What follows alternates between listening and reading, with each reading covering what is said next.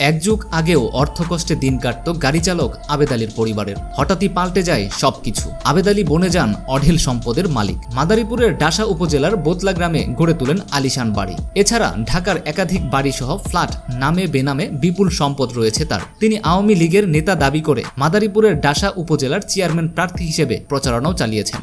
তার ছেলে সৈয়দ সোহানুর রহমান সিয়াম ঢাকা উত্তর ছাত্রলীগের সাবেক ত্রাণ বিষয়ক সম্পাদক। বাবার অবৈধ টাকায় তার রয়েছে রাজকীয় জীবন। দান দক্ষিণা করে এলাকায় সোহানো এখন পরিচিত মুখ। তবে জনমনে প্রশ্ন ছিল, বাপ বেটার এই বিপুল অর্থকরীর উৎস কোথায়? সম্প্রতি পিএসসির প্রশ্ন ফাঁস চক্রের বিষয়টি সামনে আসে। 6 কর্মকর্তার ওই চক্রের অন্যতম প্রধান সাবেক গাড়ি চালক সৈয়দ আবেদ আলী জীবন। অভিযোগ উঠেছে, গাড়ি চালক আবেদ আলী জীবন বছরের পর বছর পিএসসির প্রশ্ন ফাঁসের টাকায় গড়ে তুলেছেন অঢেল সম্পদ। তার অঢেল সম্পদের তথ্য এখন ভাসছে সামাজিক যোগাযোগ মাধ্যমেও। সৈয়দ আবেদ আলী জীবন নিজের ফেসবুক পেজে একটি হোটেলের তথ্য তুলে ধরেন নিজেই।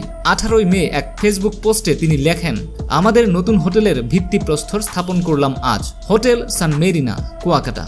এদিকে সামাজিক যোগাযোগ মাধ্যমে আলোচিত হচ্ছেন আবেদ আলীর ছেলে সৈয়দ সোহানুর রহমান সিয়ামও। তিনিও সোমবার সিআইডির হাতে গ্রেফতার হয়েছেন। মানুষকে সাহায্য করে সেই ভিডিও প্রচার করতেন সামাজিক যোগাযোগ মাধ্যমে।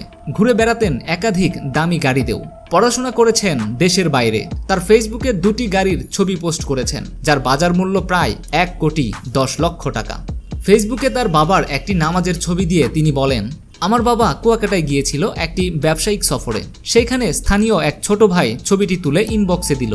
সাধারণত আমার বাবা কোনো ওয়াক্তের নামাজ অবহেলা করে না। যখন যেখানে থাকে সেখানেই পাক পবিত্র জায়গা খুঁজে নামাজ আদায় করে নেয়। খুব সম্ভবত সৃষ্টিকর্তার ওপর গভীর ভালোবাসা না থাকলে এটা সম্ভব নয়। আল্লাহ আমার বাবাকে কবুল করুক। আরেকটি পোস্টে সৈয়দ সোহানুর রহমান সিয়াম লিখেন, আমি কুরবানির সময় অনেক কষ্ট পেতাম, কারণ আমি কুরবানি দিতে পারতাম না। মানুষের কাছে মাংস চাইতাম। এখন আল্লাহর রহমতে আমি অনেক পশু কুরবানি দিতে পারি। আমি চাই অন্তত আমার উপজেলায় কুরবানি দিতে না পারার জন্য যাতে কেউ মাংস খাওয়া থেকে বিরত না থাকতে হয়। যারা বাড়িতে এসেছে সবাইকে মাংস দিয়েছি। অনেকেই কর্মব্যস্ততার জন্য বাড়িতে আসতে পারেনি, তাদের ঘুরে ঘুরে মাংস বিতরণ করে দিয়ে এসেছি। বাবার স্বপ্নটা পূরণ করার চেষ্টা করলাম মাত্র। সৈয়দ আবেদ আলী জীবন বিসিএস পরীক্ষার প্রশ্ন ফাঁস সহ বিভিন্ন দপ্তরে করতেন দালালি। দেশের স্বনামধন্য রাজনৈতিক ব্যক্তি সহ ঊর্ধ্বতন কর্মকর্তাদের সাথে ছবি তুলে তা নিজের ফেসবুক আইডিতে শেয়ার করতেন।